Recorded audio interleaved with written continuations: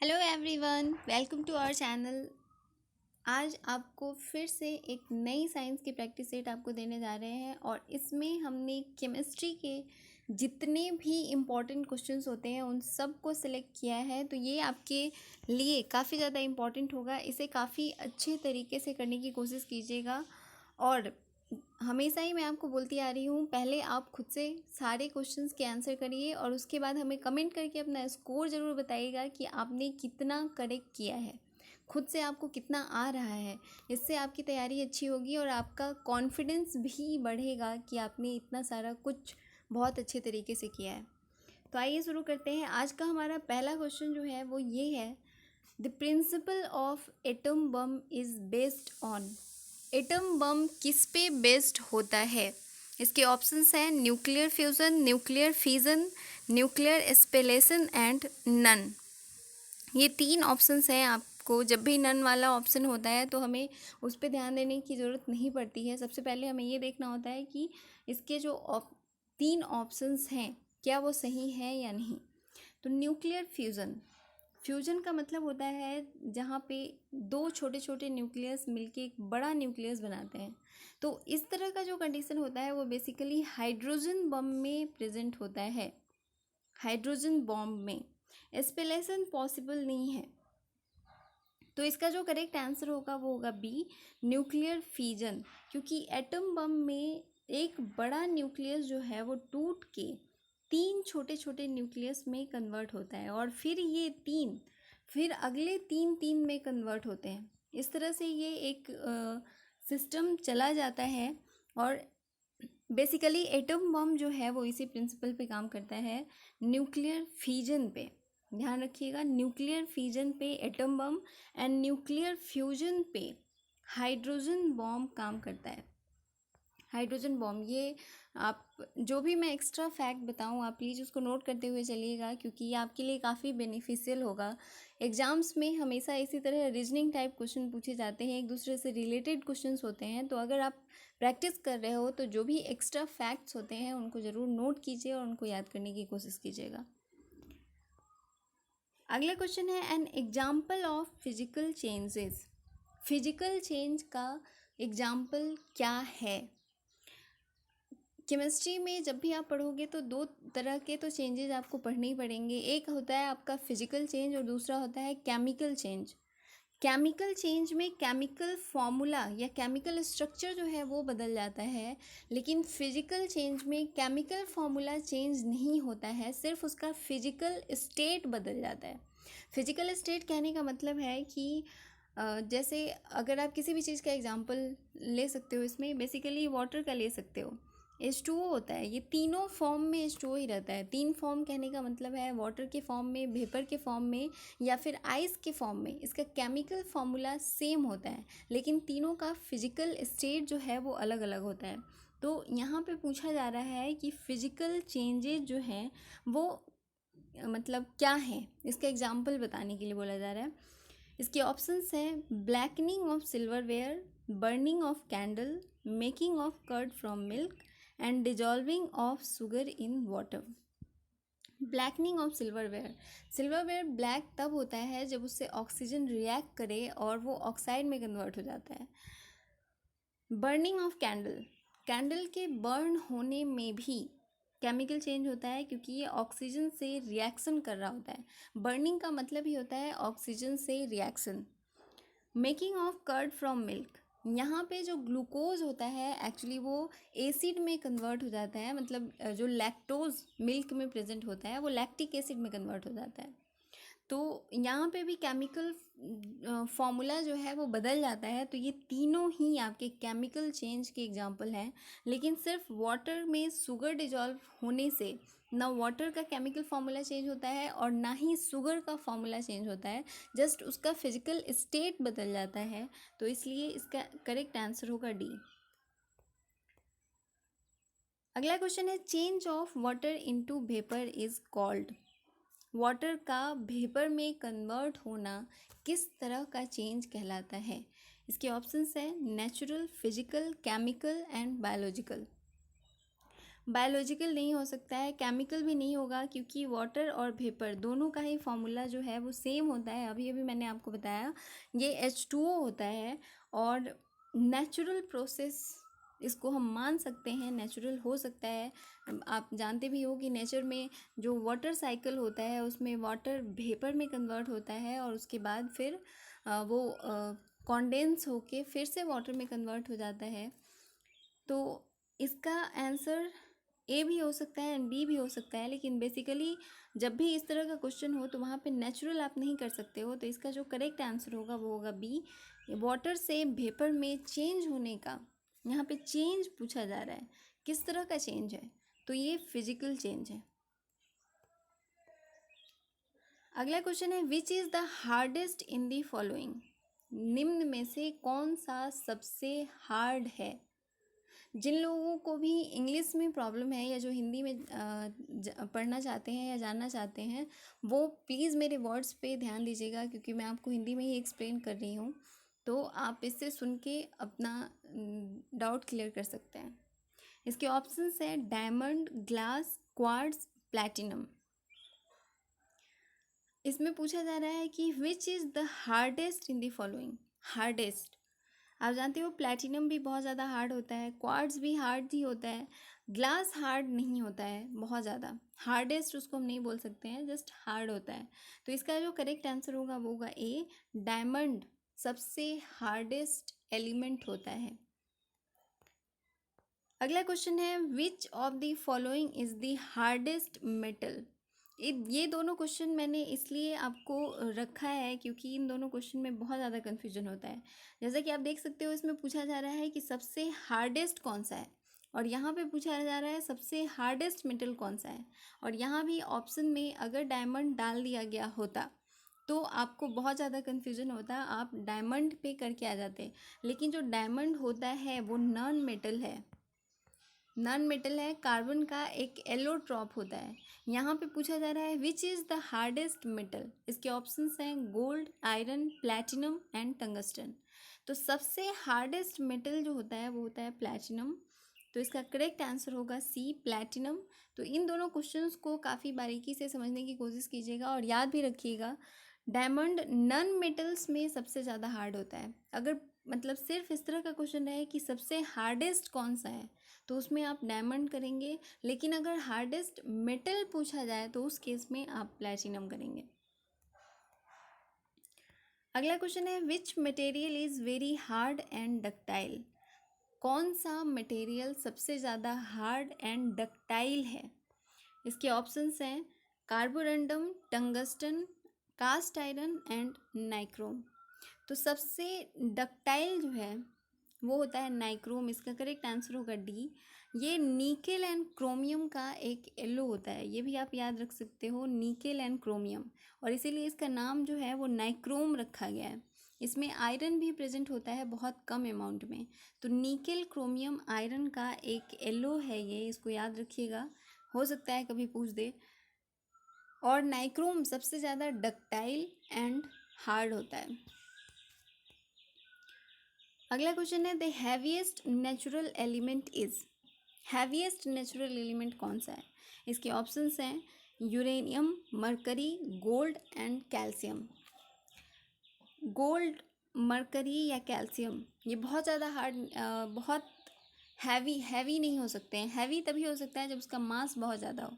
और यूरेनियम का आप जानते हो कि एटॉमिक नंबर जो होता है वो 92 होता है, तो इसका वेट बहुत ज़्यादा होगा, और ज़्यादा वेट होने की वजह से ये सबसे हैवीएस्ट नेचुरल एलिमेंट माना जाता है। इसका करेक्ट आंसर होगा ए।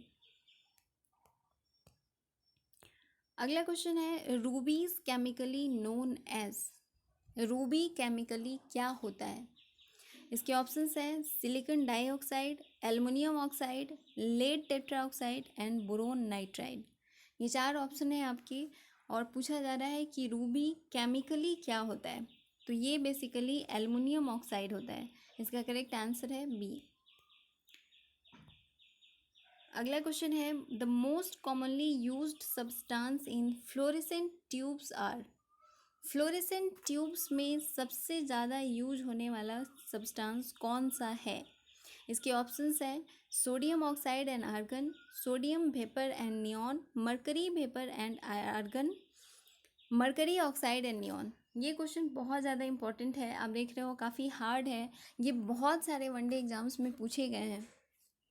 मैंने जो भी क्वेश्चंस यहाँ पे सेलेक्ट किए हैं वो रिपीटेड क्वेश्चन है, बहुत सारे एग्जाम्स में पूछे हुए क्वेश्चंस हैं, तो इसको काफ़ी अच्छे तरीके से कीजिएगा, हो सकता है ये फिर से किसी न किसी एग्ज़ाम में पूछ दिया जाए। तो मोस्ट फ्लोरेसेंट ट्यूब में सबसे ज़्यादा कॉमनली यूज होने वाला जो सब्सटेंस होता है वो होता है मरकरी वेपर एंड आर्गन। ये सबसे ज़्यादा यूज किया जाता है। मरकरी वेपर इसलिए यूज़ किया जाता है क्योंकि मरकरी का स्पेसिफिक हीट जो होता है वो काफ़ी ज़्यादा लो होता है, मतलब ये बहुत कम टेम्परेचर पे भी बहुत ज़्यादा हीट, मतलब हीट का अच्छा कंडक्टर माना गया है मरकरी को। एंड आर्गन जो है वो नॉन रिएक्टिव होता है, आप जानते हो कि ये मतलब नोबेल मेटल नोबेल एलिमेंट इनको कहा जाता है। आर्गन को 18 होता है इसका एटॉमिक नंबर। तो ये क्वेश्चन जो है वो बहुत ज़्यादा इम्पॉर्टेंट है, इस तरह के क्वेश्चंस बहुत रेयरली पूछे जाते हैं, बहुत ज़्यादा हार्ड माने जाते हैं। अगला क्वेश्चन है which metal is assessed in the native state. Assessed का मतलब होता है किसे हम प्राप्त करते हैं उसके नेचुरल स्टेट में, नेटिव स्टेट में, जिस स्टेट में वो प्रेजेंट होता है उसी स्टेट में हम उसे निकाल लेते हैं। तो ये मेटलर्जी का क्वेश्चन है, मेटलर्जी वाले चैप्टर से काफ़ी ज़्यादा क्वेश्चन पूछा जाता है। इसके ऑप्शंस हैं aluminium, gold, chromium and zinc. Aluminium आप जानते हो बॉक्साइट से इसको प्राप्त किया जाता है, बॉक्साइट ओर से, जिंक भी ओर से प्राप्त किया जाता है, एंड क्रोमियम भी इसका ओर जो होता है उससे प्राप्त किया जाता है। इसके नेटिव स्टेट में नहीं लाया जा सकता है। नेटिव स्टेट में प्राप्त करने के लिए मतलब इसका करेक्ट आंसर होगा बी। नेटिव स्टेट में 3 एलिमेंट पाए जाते हैं, सिल्वर, गोल्ड एंड प्लैटिनम। इन्हें नोवेल एलिमेंट कहा जाता है इसलिए क्योंकि ये जिस फॉर्म में अर्थ क्रस्ट में प्रेजेंट होते हैं उसी फॉर्म में हम इन्हें निकालते हैं। ये किसी कंबाइंड स्टेट में नहीं प्रेजेंट होते हैं, अपने नेटिव नेचुरल स्टेट में प्रेजेंट होते हैं, मतलब गोल्ड के फॉर्म में ही या सिल्वर या प्लैटिनम के फॉर्म में प्रेजेंट होते हैं। अगला क्वेश्चन है talc is composed of. Talc किसका बना हुआ होता है? और ये सबसे ज़्यादा सॉफ्ट एलिमेंट होता है, सॉफ्टेस्ट एलिमेंट इसको आप मान सकते हो टाल्क को। तो अगर कहीं पे क्वेश्चन ये पूछ दे कि टाल्क किस तरह का एलिमेंट होता है, मतलब सॉफ्टेस्ट होता है, हार्डेस्ट होता है, तो वहाँ पे आप इसको लगाइएगा, टाल्क जो है वो सबसे सॉफ्टेस्ट एलिमेंट होता है। इसके ऑप्शंस हैं manganese silicate, sodium silicate, sodium phosphate and magnesium silicate. तो टाल्क जो है वो मैग्नीशियम सिलिकेट होता है बेसिकली, इसका करेक्ट आंसर होगा डी। इसको याद रखिएगा। जिन लोगों को भी करंट अफेयर्स या मतलब करंट अफेयर्स की पीडीएफ वगैरह चाहिए वो हमारे टेलीग्राम और व्हाट्सएप ग्रुप है हमारा, वहाँ ज्वाइन करके आप हमें कमेंट करके भी बता सकते हैं, हम आपको प्रोवाइड करने की कोशिश करेंगे। बहुत ही मिनिमम प्राइस पे, बहुत लो फ़ी है, उस पर आपको करंट अफेयर्स मंथली या ईयरली करंट अफेयर्स के पीडीएफ आपको दे दिए जाएंगे। अगला क्वेश्चन है the chemical name of limestone is. Limestone का केमिकल नेम क्या होता है? इसके ऑप्शंस हैं calcium carbonate, sodium chloride, magnesium chloride and sodium sulphate. तो लाइमस्टोन जो है वो कैल्शियम कार्बोनेट का बना होता है, CaCO3, और इसी को मार्बल भी कहा जाता है। याद रखिएगा, लाइमस्टोन को ही मार्बल भी कहा जाता है, और ये कैल्शियम कार्बोनेट का मतलब केमिकली ये कैल्शियम कार्बोनेट होता है, और इसे ही हम लाइमस्टोन कहते हैं, और इसका फॉर्मूला होता है CaCO3, कैल्शियम कार्बोनेट। अगला क्वेश्चन है monazite is an ore of. Monazite किसका ओर है? इसके ऑप्शंस हैं zirconium, thorium, titanium, plaster of Paris. तो मोनाजाइट जो है वो थोरियम का ओर होता है, थोरियम को इससे ऑब्टेन किया जाता है, इसका करेक्ट आंसर है बी। अगला क्वेश्चन है which of the following is best conductor of heat. Heat का सबसे अच्छा कंडक्टर कौन है? इसके ऑप्शंस हैं water, mercury, benzene and leather. Leather नहीं हो सकता है, बेंजीन भी नहीं होता है एंड वाटर भी नहीं होगा हीट का सबसे अच्छा कंडक्टर। भले ही इसका स्पेसिफिक हीट बहुत ज़्यादा हाई होता है, वाटर का स्पेसिफिक हीट कैपेसिटी बहुत हाई होता है, इसीलिए हम उसको जब गर्म करते हैं तो काफ़ी टाइम तक वो हीटेड रहता है। तो इसका करेक्ट आंसर होगा बी, मरकरी जो है वो हीट का बहुत अच्छा कंडक्टर माना गया है। और इसीलिए जब फीवर वगैरह हम चेक करते हैं तो उस जो थर्मामीटर है, बेसिकली थर्मामीटर में मरकरी यूज़ किया जाता है। और मरकरी आप जानते हो एक ऐसा मेटल है जो लिक्विड स्टेट में पाया जाता है। सारे मेटल जो हैं वो सॉलिड स्टेट में होते हैं, लेकिन सिर्फ मरकरी जो है वो लिक्विड स्टेट में प्रेजेंट होता है और ये हीट का सबसे अच्छा कंडक्टर माना गया है। अगला क्वेश्चन है there is no reaction when steam passes over. Steam का मतलब होता है वाटर वेपर और वाटर वेपर मतलब H2O। तो इसके ऑप्शंस हैं aluminium, copper, carbon and iron. जब आयरन का वाटर से रिएक्शन कराओगे तो Fe2O3 या फिर FeOH2 बना लेता है। कॉपर भी इससे रिएक्शन कर जाता है एंड कार्बन तो करता ही करता है। तो इसका करेक्ट आंसर होगा ए। एल्युमिनियम इसलिए नहीं करता है क्योंकि ये अपने चारों तरफ एक प्रोटेक्टिव कोट बना लेता है एल्युमिनियम ऑक्साइड का, और इसकी वजह से एल्युमिनियम जो है वो नॉन रिएक्टिव हो जाता है ओवर स्टीम। स्टीम से ये रिएक्शन नहीं करता है। अगला क्वेश्चन है iron is obtain from. Iron किससे ऑब्टेन किया जाता है? इसके ऑप्शंस हैं limestone, pitchblende, monazite and hematite. तो आयरन बेसिकली हेमेटाइट से ऑब्टेन किया जाता है। इसका करेक्ट आंसर होगा डी, मैग्नेटाइट से भी किया जाता है। हेमेटाइट एंड मैग्नेटाइट ये ओर होते हैं आयरन के और इनसे आयरन को ऑब्टेन किया जाता है।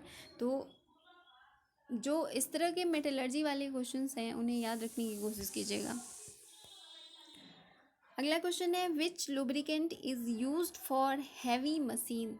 हैवी मशीन के लिए कौन सा लुब्रिकेंट यूज किया जाता है? इसके ऑप्शंस हैं bauxite, phosphorus, graphite and silicon oil.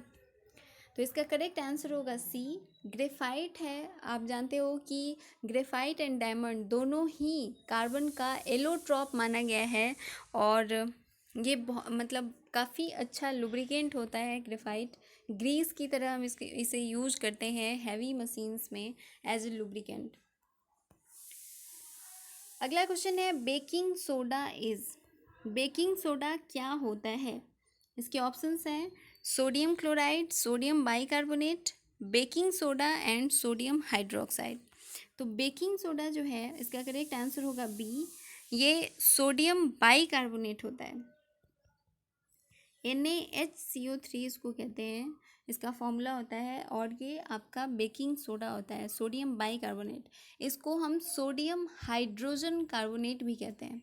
नाम याद रखिएगा, सोडियम हाइड्रोजन कार्बोनेट, और इसी को सोडियम बाइकार्बोनेट भी कहा जाता है। तो अगर कहीं पे भी ऑप्शन में रहे सोडियम हाइड्रोजन कार्बोनेट तो वहाँ पे कंफ्यूज नहीं होइएगा, क्योंकि सोडियम हाइड्रोजन कार्बोनेट को ही हम सोडियम बाइकार्बोनेट कहते हैं।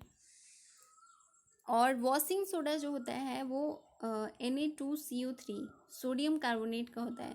बहुत ज़्यादा कन्फ्यूजन होती है washing soda and baking soda में, तो इसको याद रखिएगा। वॉशिंग सोडा होता है sodium carbonate Na2CO3 and baking soda होता है सोडियम हाइड्रोजन कार्बोनेट NaHCO3। अगला क्वेश्चन है व्हाट इज़ नीला थोथा। नीला थोथा क्या होता है?